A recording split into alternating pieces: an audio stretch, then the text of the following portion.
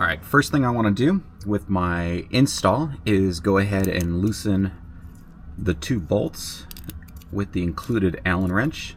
We just want to have this loose. We don't want this to go all the way through.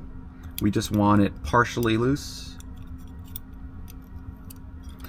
And then I'm going to go ahead and slide that on behind it. I'm going to push down here just to make sure this is straight, and then now we're going to go ahead and tighten this. When you tighten it, we only want to make this snug. We do not want to over tighten this at all. We just want to keep it from moving. That's what we're looking for on the install. So we're going to go ahead and install it, and when it's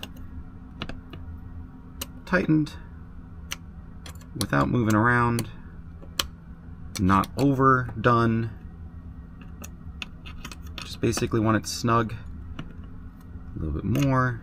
Notice that I'm being very gentle here, and the reason we're being gentle is that we don't want to break anything, we don't want to scratch anything, we just want to go ahead and keep that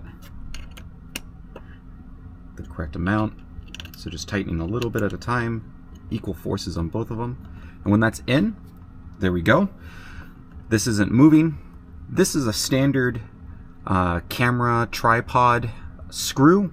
So basically with this you can go ahead and connect like a camera arm if you want to have an over the like shoulder mount for your camera, or if you want to have an iPad holder here or an Android tablet, whatever. This will work with a lot of different devices. So show us what you've got.